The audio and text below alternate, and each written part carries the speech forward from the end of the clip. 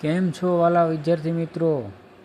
ગલા assignment book 2026ના ધોરણ 12 ગુજરાતી વિષયના પ્રશ્ન પેપર નંબર 2 એનો વિભાગ એ. આ વિભાગનું સંપૂર્ણ સોલ્યુશન છે મિત્રો આપણે કરવાનું છે.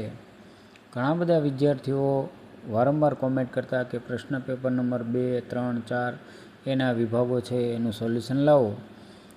વિદ્યાર્થી મિત્રો, વરસાદી વાતાવરણ છે અને ઇન્ટરનેટનો ઘણો પ્રોબ્લેમ છે એટલે વિડીયોમાં થોડીક વાર લાગે છે, પરંતુ આજે પેપર 2 વિભાગ એનું સંપૂર્ણ સોલ્યુશન છે આપણે કરવા જઈ રહ્યા છીએ.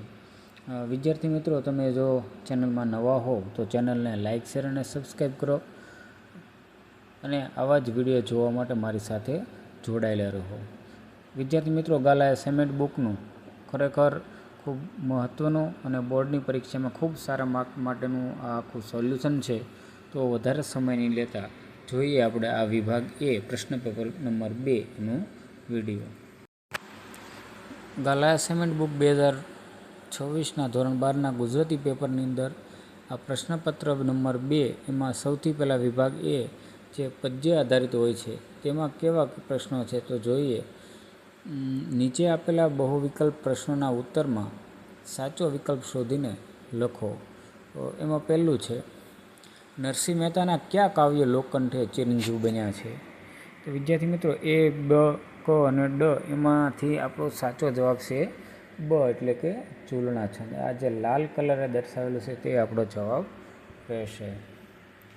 બીજું છે, નળ કયા દેશના રાજા હતા? તો તેનો જવાબ છે બ, નિષેધ દેશના. ત્રીજો પ્રશ્ન છે, લોકોની કેવી ન્યાય બુદ્ધિ જોઈને કવિનો હાથ કંપન અનુભવે છે? તો તેની અંદર આવે છે નિષ્ઠુર. ત્યાર પછી છે, નીચેના હેતુલક્ષી પ્રશ્નોના માંગ્યા મુજબ ઉત્તર લખો. એમાં પહેલો પ્રશ્ન છે, ઉર્મિલા કાવ્યમાં કેટલા છંદોમાં રચાયું છે? તો એ 2 છંદ મંદાક્રાંતા અને અનુષ્ટુપ છંદની અંદર રચાયેલું છે. પાંચમો પ્રશ્ન, રામબાણ કૃતિનો કાવ્ય પ્રકાર જણાવો. તો મિત્રો, તમે જાણો છો કે રામબાણ કૃતિનો સાહિત્ય પ્રકાર પદ કે ભજન છે. જુઓ કાવ્યના કવિનું નામ જણાવો. તો શ્યામ સાધુ. ત્યાર પછીનો પ્રશ્ન છે, નીચેના પ્રશ્નોના એક વાક્યમાં ઉત્તર લખો. એમાં આઠમો પ્રશ્ન છે, નાયિકા કોને સંદેશો મોકલવા ઝંખે છે? તો મિત્રો, તેનો ઉત્તર છે કે નાયિકા દાદાજીને સંદેશો મોકલવાનું ઝંખે છે. નવમો પ્રશ્ન, વૃક્ષની માફક ડાળ ફેલાવી જુઓ એટલે શું? ઉત્તર છે, વૃક્ષની માફક ડાળ ફેલાવીને કોઈના જીવનમાં છાંયો આપવાનું મુશ્કેલ કામ કરી જુઓ એમ કવિ કહેવા માંગે છે. 10મો પ્રશ્ન છે, ગામની ભાગોળે લોકો શા માટે એકઠા થયા હતા?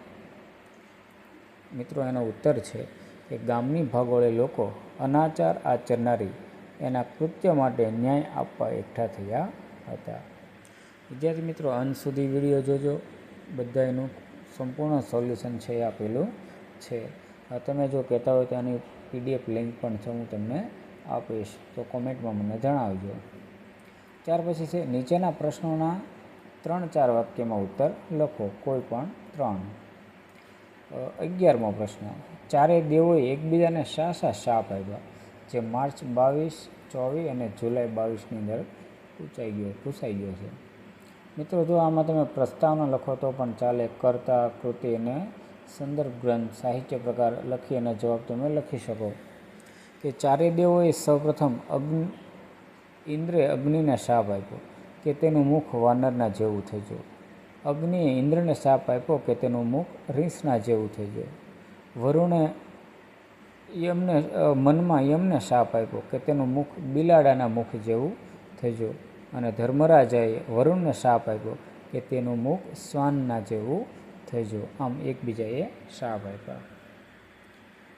12મો પ્રશ્ન છે, મીરાબાઈ ઉપર રાણાજીએ શા માટે ક્રોધ કર્યો? જે માર્ચ 2022, 25 અને 22 જુલાઈ 22માં પૂછાઈ ગયો. ઉત્તર છે, મીરાબાઈ કૃષ્ણ ભક્તિમાં લીન હતા. તેઓ રાજરાણી હોવા છતાં મહેલમાં સાધુને બોલાવતા અને તેની સાથે બેસી કૃષ્ણના ભજનો ગાતા. રાણાજીને મીરાબાઈની તેમની આ વાત પસંદ નહોતી અને મીરાબાઈ કૃષ્ણ ભક્તિ છોડે તેમ નહોતા. આથી મીરાબાઈ ઉપર રાણાજીએ ક્રોધ કર્યો. 13મો પ્રશ્ન છે, પતિની વાતનો ઉર્મિલાએ શો જવાબ આપ્યો? જે જુલાઈ 22 અને માર્ચ 2023 અને પછીમાં પૂછાઈ ગયું. ઉત્તર છે, પતિની વાતનો જવાબ આપતા ઉર્મિલાએ કહ્યું કે વહાલા, તમે અનુજ ધર્મનો વિચાર કરીને મનમાં જવા ઈચ્છો છો ત્યારે આ સત્કાર્ય કરતાં તમને મારાથી રોકાઈ શકાય નહીં. તમને કહેવાનું મન ઘણું થાય છે તો પણ હું કાંઈ જ નહીં કહું. તમારી સાથે આવવાનો અર્થ કરીને તમને કષ્ટ આપવા કરતાં હું વિયોગનું કષ્ટ સહન કરી લઈશ. તમારા શિરે ચિંતાનો ભાર વધારવો એ યોગ્ય ન ગણાય. ત્યારબાદ 14મો પ્રશ્ન છે, કવિ સબરીને કેમ સંભાળે છે?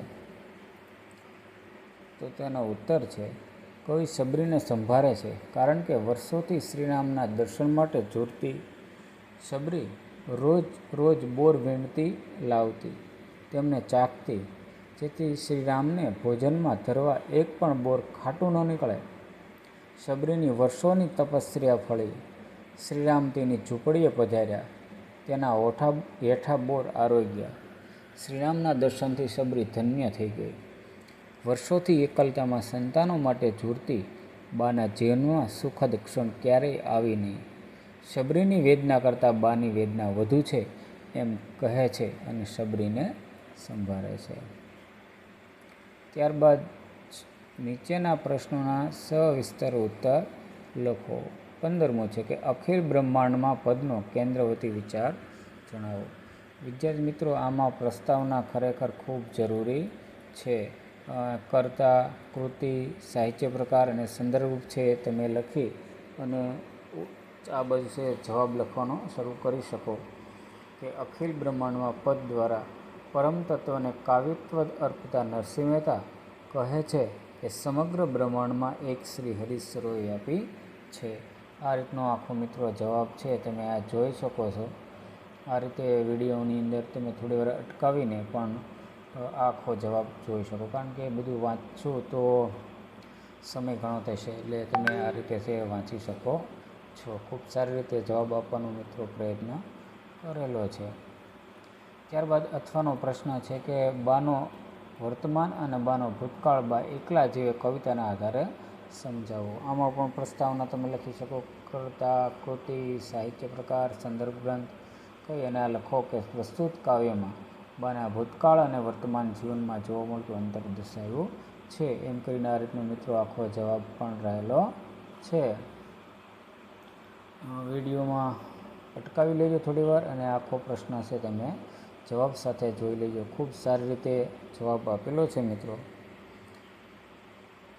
તો આ રીતે આખો જે વિભાગ એ હતો તેનો સંપૂર્ણ સોલ્યુશન છે આપવાનો પ્રયત્ન કરેલો છે. ચેનલમાં તમે નવા છો તો ચેનલને સબસ્ક્રાઈબ કરો અને આવા જ વિડીયો સૌથી પહેલાં તમને મળે એ માટે સબસ્ક્રાઈબ કરવું ખૂબ જરૂરી છે. અને બને તો હાઇપ્સનું બટન પણ આવશે, તમે લાઈક કરશો તો તમને હાઇપ્સ બતાવશે. એને થોડોક સ્ક્રોલ કરશો તો તમે હાઇપ્સ ઉપર ટાઈપ કરશો તો એના પોઈન્ટ છે એ સીધા જ મળી જશે મને. તો એ કરવા પણ વિનંતી. અને આવા જ વિડીયો જોવા માટે જોડાયેલા રહો. હવે મળીએ આપણે એક નવા જ વિડીયોમાં, એટલે કે બાકીના વિભાગોની ચર્ચા આપણે કરીશું. ત્યાં સુધી દરેકની પરીક્ષાઓની શુભેચ્છા.